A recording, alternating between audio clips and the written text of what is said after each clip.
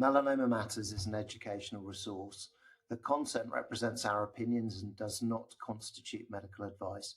If you're a patient with questions specific to your situation, please consult your medical practitioner. But you're doing this.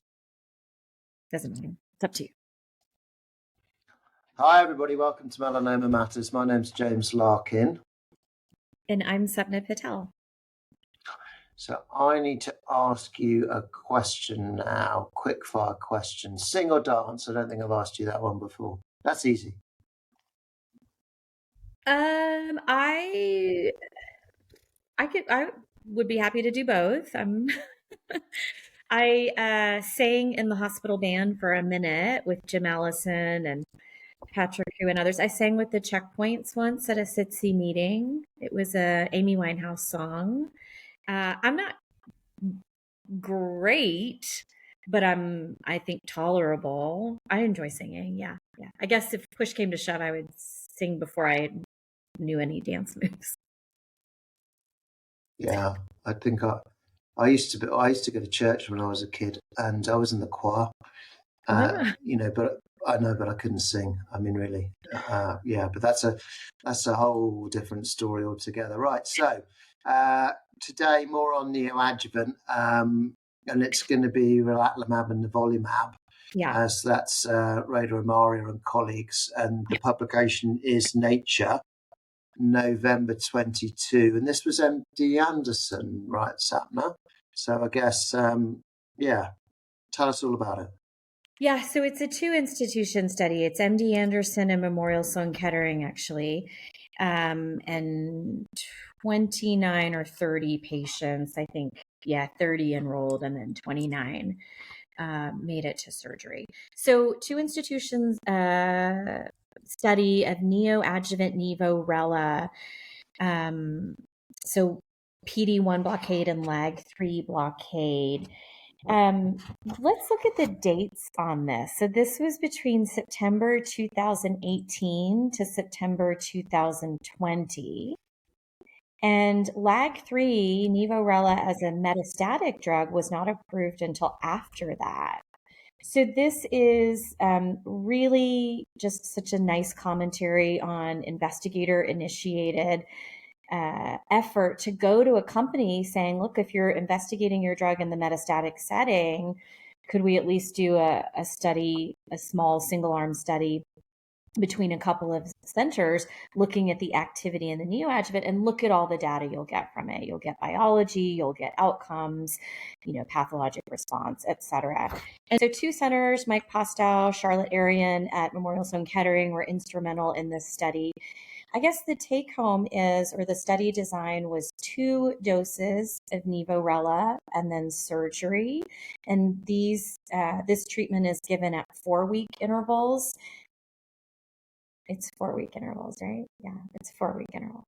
So these 2 doses were given, and then they went to surgery approximately week 9. They had one patient had myocarditis, so they had a delay in surgery, and then they had another delay because it was the start. The end of enrollment overlapped with the pandemic, COVID-19 pandemic. And so somebody was delayed or simply because their hospital had surgery on hold. So 29 ended up going to surgery. They had pathologic complete response in a really high portion of patients, 57%. So this was one of these studies where now we were seeing with the short course of neoadjuvant, you could get complete eradication of tumors now in more than half of patients. It was 5 out of 17 patients. 5 out of 27. I don't know why I just said 17. 5 out of 27 with complete pathological response in the single dose of neoadjuvant pembrolizumab UPenn study, Huang et al. And here it is now 57% complete pathological response. It goes even higher if you add the near pathologic complete responses. So you talk about a major pathologic response, that gets into the 64% range. So needless to say, this is starting to get us closer to regimens that can have a really large effect in a short period. And then the thing that we should think about is toxicity and then long-term benefit. So does this translate long-term? Maybe I'll stop there and see what your thoughts are on this. Yeah. So what about, toxicity and myocarditis? There's a lot of talk about that, and there has been a lot of talk about that. You said one patient here, that was just bad luck. You see it sometimes with checkpoint inhibitors. What's your take on that? Well, the thing is, we should have myocarditis concern with LAG3 blockade. If you look at mouse models, when you knock out LAG3, these mice develop myocarditis. So in humans, it's understandable that it happens. I think, obviously, it happens at a higher rate with combination therapy. I don't know how you feel, James. Do you feel, with all the use that you've seen now, do you feel that it's higher with NivoRela than with Nivo-Ipi? Or do you feel they're comparable myocarditis risk? Well, I think it's small numbers for both.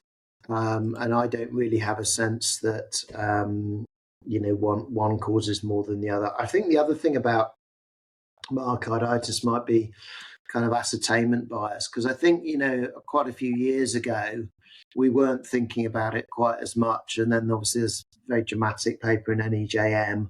And I guess a lot of us who'd been using the drugs a lot would see it from time to time. But then I think I collectively got quite a lot more switched on about it and thinking about it a little bit more. I wonder actually slightly now if we've got a patient, we've got any concerns about whatsoever with myocarditis, it's sort of in the front of our minds. And so we're not giving any more treatment straight away.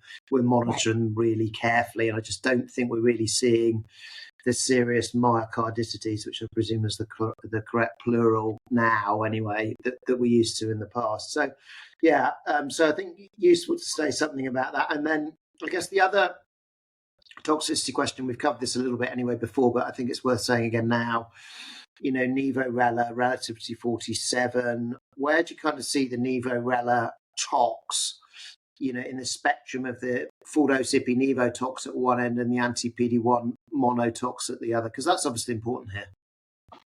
Yeah, undoubtedly, we have to interpret it as NivoRela is less toxic than full dose, standard dose Nivo-Ipi. But then there's the nuance. Are we talking about just frequency or incidence of grade 3-4? Are we talking about the toxicities that are really lifelong? Are we talking about endocrinopathies? We can villainize standard dose Nivo-Ipi, but if a lot of that toxicity is thyroid and dermatologic and colitis, which we can kind of get a handle on and manage, thyroid is for life, but once it's managed, it's manageable. Colitis, often very treatable and reversible. Is that the same as a regimen? This is simply my opinion, but is it the same as a regimen that possibly has a higher tick of myocarditis and a higher tick of adrenal insufficiency? To me, I'm sure to you, adrenal insufficiency and thyroid insufficiency are far from equal. Adrenal insufficiency is lifelong. It's serious. It means when you're running through the airport because your flight back from Dublin has been canceled and they've redirected you through London, and now you have 35 minutes to go through passport and immigration. You need to dump extra cortisol, and you would have to give yourself extra synthetic cortisol to help keep up that physiologic stress that you're under. So that's just different. Honestly, that's different than thyroiditis or thyroid insufficiency. My instinct is that the NivoRela toxicities are less in number, less in incidence, but they get my attention because there are a little bit more of these serious ones. Adrenal, which, by the way, there was adrenal insufficiency in this neoadjuvant report of NivoRela. And we should be careful to note that, because you also see that in the NivoRela 047 study. It's also important, I think, to recognize that the Nivo-Ipi toxicities are strong and lifelong. And you made that point that perhaps as our experience has evolved, our ability to probably clearly describe what something is better, which could just artificially increase the incidence of something. So now we're calling it adrenal insufficiency, and before we might have just called it fatigue or low blood pressure, and maybe not put all the things together. If you look at those original reports of IPI even, you don't see adrenal insufficiency because we really weren't attuned to diagnosing it. So there's just some bias built into how NivoRela's toxicities are getting reported because we as a community have gotten better. That being said, I feel like I had something else to say about this, but I don't remember. So maybe I'll just... while you're thinking about it, I mean, I like what you said at the start about academic investigators, going to industry and doing this type of study. That was great, NivoRela. So then the obvious question is, where does NivoRela stand today, do you think, in the neoadjuvant space? And then where might it stand in the future? And again, I guess for the purposes of history, we're going to see the NADINA data, quite soon. And then it kind of feels like it might be getting a bit crowded. What do you think? Oh, I like the crowd and competition. I think it's great for patients, so that patients are no longer, as Lex Egermont would say, scheduling surgery on a Monday morning for their resectable melanoma. They should hopefully be taking some neoadjuvant therapy. I'm a little unclear where NivoRela stands. There's no approval. This was a single arm, 2-institution study, which was signal seeking, hypothesis generating. We need a randomized trial here. But the question is, what do you randomize to? Do you randomize against the NADINA regimen? So neoadjuvant regimen A versus B. That sounds great. If we're at a point where regulatory agencies are ready to call neoadjuvant A or B a comparator. If regulatory agencies say we still need an adjuvant, traditional adjuvant approach as the comparator, then NivoRela needs to potentially wait for Relativity 098, which is the adjuvant NivoRela study. Otherwise, you're going to say the randomization is against PD-1 monotherapy. And then in the US, contribution of components gets confusing because then if you have NivoRela neoadjuvant versus PD-1 adjuvant, what are the contribution of components? Is it that you did a neoadjuvant swing, or is it that you added the LAG3, or both? And so you really, anyway, we're getting close to seeing a design on this, I think. And then I know Australia has, they might have something called the NeoRini trial. We can fact check this. I believe they have something looking at NivoRela as well. And they have the ability to use PD-1 monotherapy based off of S1801 as a standard regimen. So perhaps they're randomizing against pembrolizumab, but you could still make the argument about contribution of components in some mild way. The regimens don't quite line up. And anyway, let's see what that study looks like. Yeah, we're not going to talk, I don't think, more about contribution of components, but I suspect we will be talking about it again before too long, because obviously it's an important question. And I guess maybe the other important point in here is that it's obviously great to do academic studies, but then sometimes the regulatory framework can actually make it tough subsequently with standards of care and reimbursement and all sorts of other things. But I mean, it's good that we're having these conversations, I think, now, and we're kind of grappling with these issues. So before we wrap up, anything else that you want to say about neoadjuvant NivoRela? I'll say two things. One about correlatives. The other reason this study was published in Nature, not even just Nature Medicine, but Nature, is that there was some nice correlatives that went along with it. They looked at peripheral blood T cell changes around week 5. And then it looks like they also looked at immune cell subsets in the tumor microenvironment via cytoph, mass cytometry, flow cytometry, that sort of thing. And in case anybody's wondering, pre-treatment LAG3 and PD-1 doesn't seem to correlate with pathologic response, and therefore we wouldn't be able to say it would correlate with outcomes. But ultimately, those are dynamic markers. So before intervention, those markers may not correlate, but after intervention, it would be interesting to know if the PD-1 expression or LAG3 expression after exposure to treatment actually does correlate. So that's one thing. The last thing maybe I'll say is I'll circle back to this idea about toxicity and myocarditis. How do you clinically pick up myocarditis in clinic? It's subtle.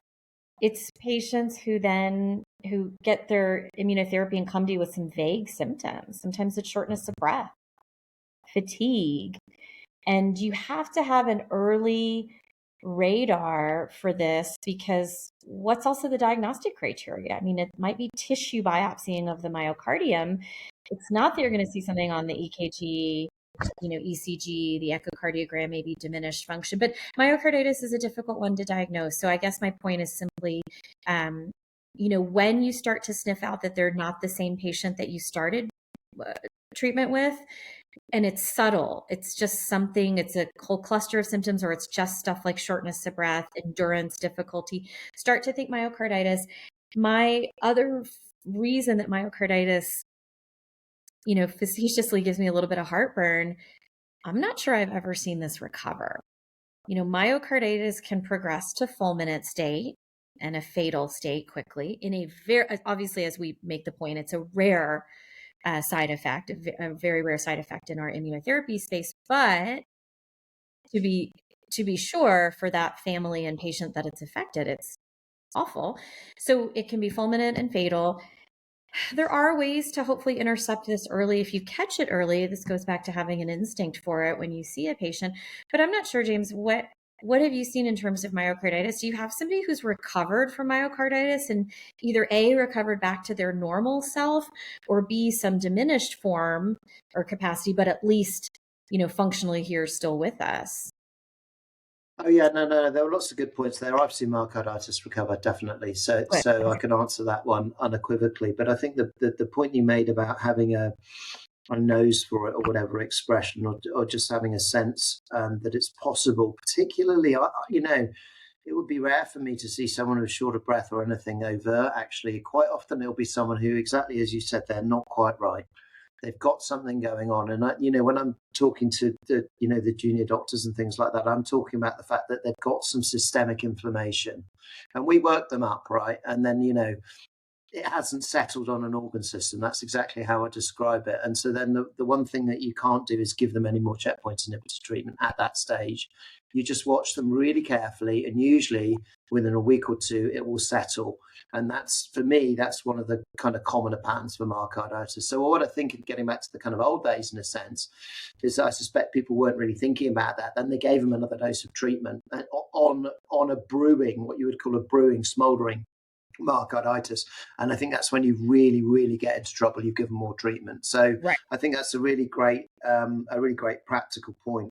So we might need to go on, carry on.